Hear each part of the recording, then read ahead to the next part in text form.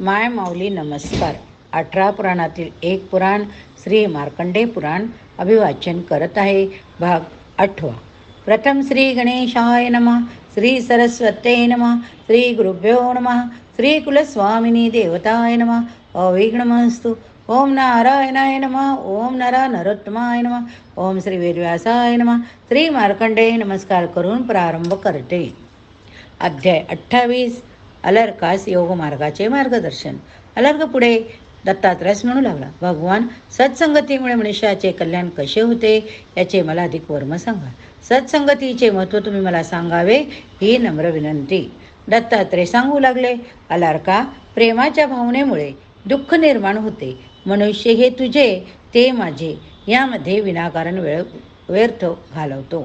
सदाचारी जेथे निवास करतो ते घर ज्यामुळे जीवनधारा होते त्याचा महिमा मी तुला कथन करतो. प्रथम आत्म्यानेच आत्म्याला जिंकून घ्यावे लागते, कारण आत्मा हा अजिंक्य आहे. या अजिंक्य आत्म्याला कशा प्रकारे जिंकले जाते ते मी आता कथन करतो. नियमित प्राणायाम करून दोष पाप यांना भस्म करावे. ज्याप्रमाणे अग्नीत काही टाकले तरी ती वितळते, त्याप्रमाणे प्राणामुळे वायूचे गमन, आगमनामुळे सर्व प्रकारचे पाप दोष भस्म होतात. प्राणायामामुळे मुख्य 3 प्रकार होतात: लघु प्राणायाम, मध्य प्राणायाम, उत्तरीय प्राणायाम. हे याचे करण्याचे प्रमाण. वेळ ठरलेली असते, त्यामुळे त्याचे पालन करणे. लघु प्राणायाम 12 मात्रांचा असतो. मध्यम प्राणायाम त्याच्या दुप्पट मात्राचा असतो. उत्तरीय प्राणायाम मात्र तिप्पट मात्रांचे सांगितले आहे. अतर्क भगवंतास म्हणाला, देवा, मला उदाहरण देऊन स्पष्ट करा, म्हणजे मला चांगल्या रीतीने कळू शकेल. तेव्हा दत्तात्रय अलर्कास म्हणाले, अलर्का, ज्याप्रमाणे पाळलेले नुसर स्वापाद इतर प्राण्यांना मारतात पण मनुष्याला मारत नाही, त्याप्रमाणे प्राणायामाने सर्व पापे नष्ट होतात, पण देहामध्ये जीव राहतोच. प्राणायामाच्या आणखी 4 स्थिती सांगितले गेले आहे. याचे आचरण केल्यामुळे मोक्ष प्राप्त होतो. त्याचे मी आता वर्णन करतो, ते तू ऐक. या प्राणायामाच्या ध्वस्ती, प्राप्ती, संवित आणि प्रसाद हे 4 प्रकार.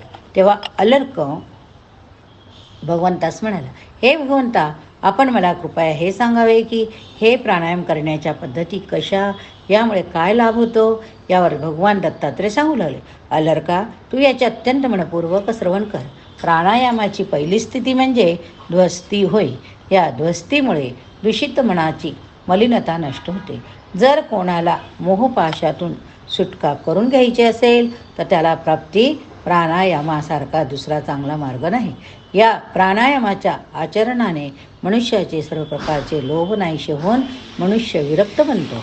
आता मी तुला संवित प्राणायामाविषयी सांगतो.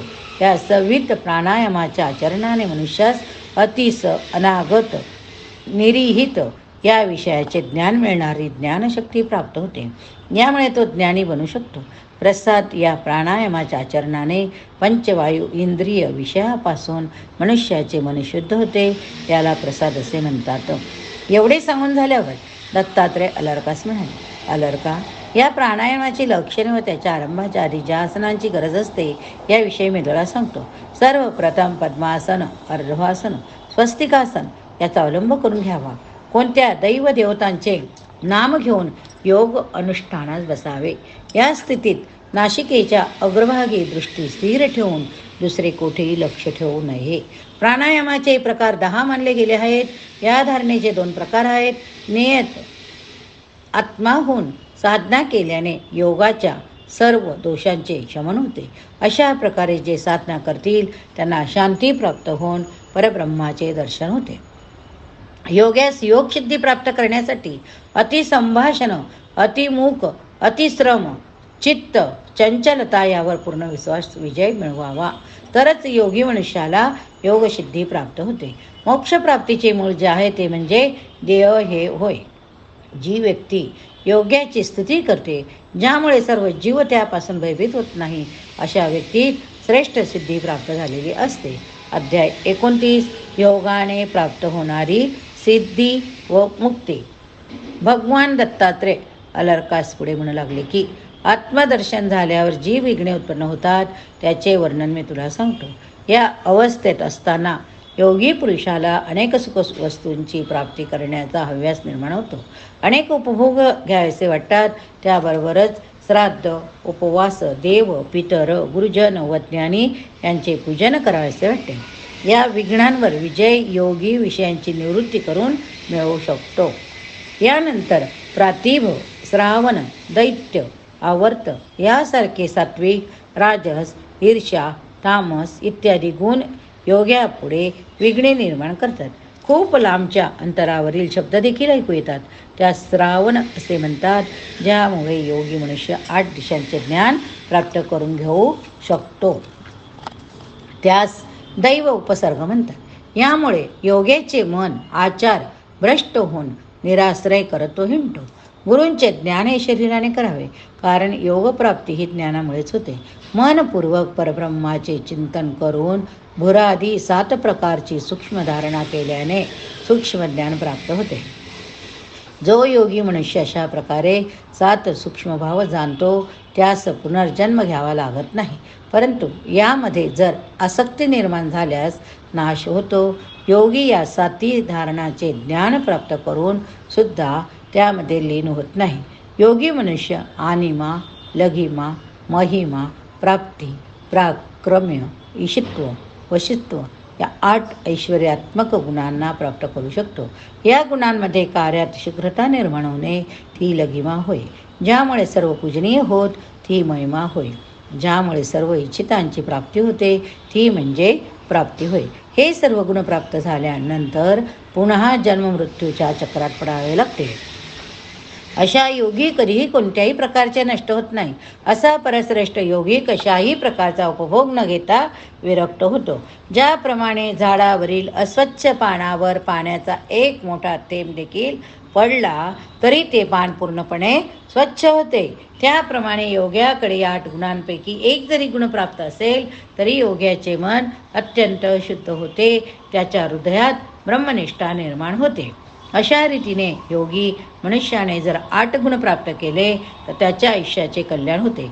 मनशुद्धी झालेला हा योगी हाताने दान करतो, पायाने तीर्थयात्रा करतो, वाणीने सर्वांची गोड प्रियकारक पण सत्यवचन बोलतो, मुखाने सदैव देवाचा नामघोष सुरू ठेवतो, मनामध्ये सर्वभूतमात्राच्या अंतःकरणाच्या ठिकाणी निवास करणारा षडगुण ऐश्वर्य संपन्न अत्यंत तेजस्वी अशा परमात्म्याबद्दल नेहमी निष्ठा श्रद्धा असते. अशा परमात्म्याला तो सहज आपलासा करू शकतो.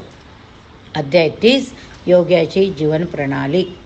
त्यावर भगवान दत्तात्रय अलर्कास सांगू लागले, योग्याचे यज्ञ आणखी एक विघ्न म्हणजे मान अपमान स्तुती निंदा. पण या विघ्नांवर अत्यंत सुलभ असा मार्ग आहे, तो म्हणजेच योगी मनुष्याचे मान स्तुतीने हरवून जाऊ नये. अपमान निंदाचे वाईट वाटून न घेता आपले कार्य पुढे चालू ठेवावे. योगी मनुष्याने मान अपमान स्तुती निंदा यामध्ये फरक मानू नये. योगी मनुष्याने नेहमी सत्य बोलावे, नेहमी शुभ चिंतन करावे, कशाची चिंता न करता प्रभूचे चिंतन करावे.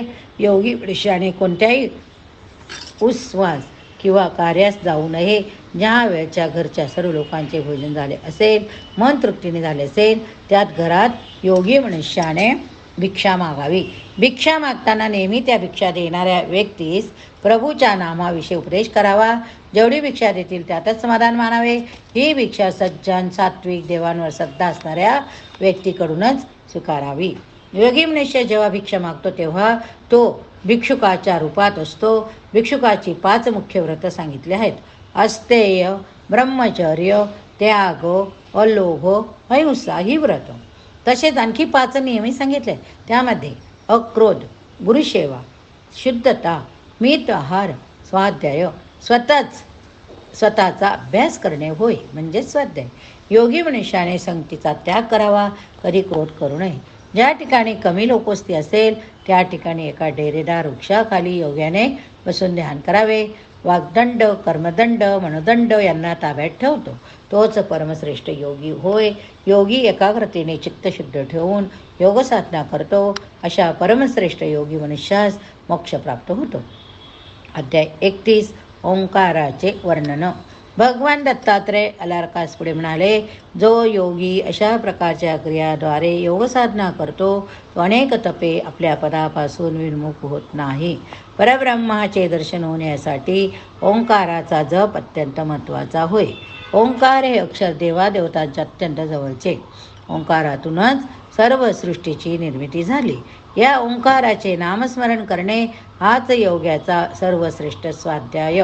या ओंकाराचे नाम स्मरण हे अत्यंत मनपूर्वक चित्त शुद्ध ठेवून अत्यंत एकाग्रतेने करणे आवश्यक. या ओंकारामध्ये अ, उ, व, म ही अक्षरे ओम स्वरूप आहेत. म्हणजेच ओंकार, अकार, उकार, मकार याने परिपूर्ण. हे तीन उच्चार म्हणजे ओंकाराच्या तीन मात्रा. तीन मात्रांमध्ये सात्विक, राजस, तामस तीन गुण व ओंकार संदर्भात असे वर्णन केले आहे की धनुष्य रूप प्राण आहे, बाण आत्मा आहे, त्या बाणाचे लक्ष्य म्हणजे ब्रह्म होय. पण हे सर्व करताना अहंकार रूपी शत्रूंवर विजय मिळवता आला पाहिजे. ओंकाराच्या अनेक स्वरूपाचे वर्णन केले आहे. त्रिवेद, त्रैलोक्य, तीन अग्नी, ब्रह्मदेव, नारायण, शंकर, ऋक, यजु, साम स्वरूप ओंकार. योगभूमीचे 4 प्रकार, त्यामध्ये अकार भूलोकात, ओकार भुवरलोकात आणि व्यंजनयुक्त मकार स्वर्गालोकात. म्हणजे या 4 मात्रांचे प्रथम मात्रा जी आहे ती व्यक्त स्वरूपात असते.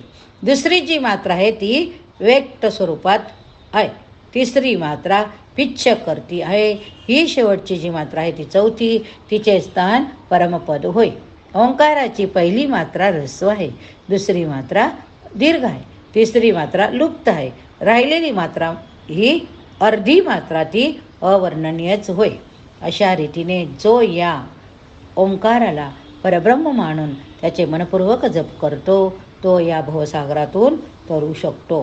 पण यासाठी भगवंताचे नाम अत्यंत आवश्यक आहे. सातत्याने घ्यायला हवं. भगवान दत्तात्रय पुढे अलर्कास सांगू लागले, अलर्का, जर योगी मनुष्य कोणाच्या मोहपाशात अडकला असेल किंवा कोणत्याही विषयी सुखामध्ये जर आसक्त झाला असेल, त्याची कार्य तो विसरून जातो. अशा परिस्थितीत त्याला असे जाणवू लागते की आपल्या मृत्यूजवळ आला आहे. हे कळताच तो पुन्हा योगसिद्धी प्राप्त करण्यास प्रयत्न करू लागतो. अलर्का, अरे माणसे देवाचे नाव घेतच नाही. बालपण त्यांच्या खेळण्या वागण्यात जाते, तारुण्य अभ्यास करण्यात जाते, त्या प्रौढत्व संसारात जाते. वृद्धत्व आले असता त्याला आपला मृत्यू जवळाला असे वाटते, म्हणून ते भगवंताचे नाम घेऊ लागतात.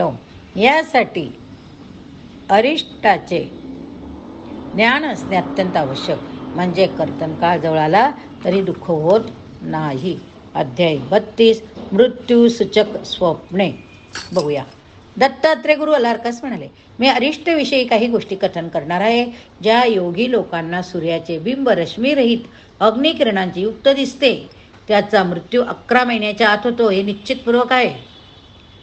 जो कोणी रेतीमध्ये चिखलामध्ये पाय ठेवून चालतो तर पाय किंवा टाचेच्या अग्रभागाचे चिन्ह स्पष्ट म्हटले तर त्याचे जीवन लवकर संपुष्टात येते.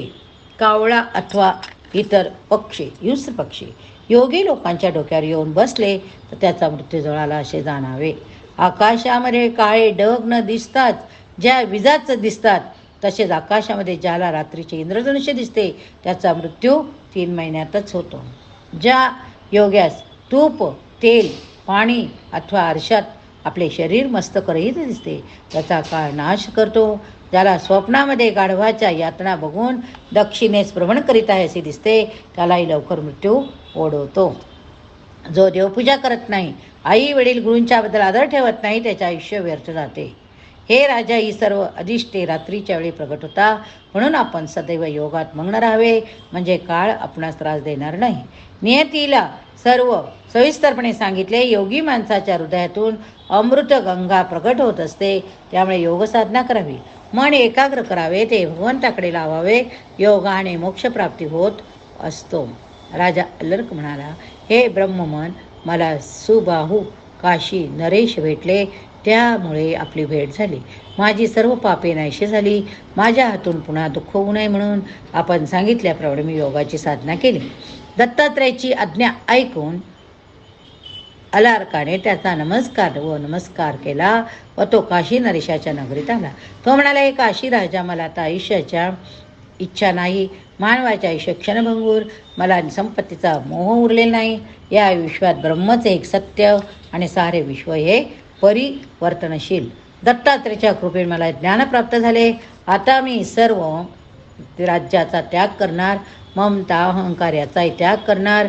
इंद्रियांना जिंकल्याशिवाय परब्रह्माची प्राप्ती होत नाही, म्हणून मी आता वनात जाऊन परब्रह्माची प्राप्ती करून घेणार आहे. अलर्क म्हणाला, हे राजा, आता मी तुझा शत्रू पण नाही मित्र पण नाही. हे अलर्काचे बोलणे ऐकून काशी राजास अतिशय आनंद झाला. त्याचप्रमाणे सुबाहू देखील संतोष पावला. अलर्काला आता जीवनाचा खरा मार्ग समजलेला होता. हृदयातील सर्व प्रकारचे दोष काढल्याशिवाय आनंदी बनू शकणार नाही. आपला आनंद आपल्यातच आहे, तो कसा प्रगट करावा हे जाणावे. या ठिकाणी हा अध्याय संपला. पुढील अध्यायात पुढील कथा बघूया. हर हर महादेव शंभो. हर हर महादेव शंभो. पुराणां सर्वशास्त्राणां प्रथमं ब्रह्मणा स्मृतम् उत्तमं सर्वलोकानां सर्वज्ञानोपपादकम्. हर हर महादेव शंभो.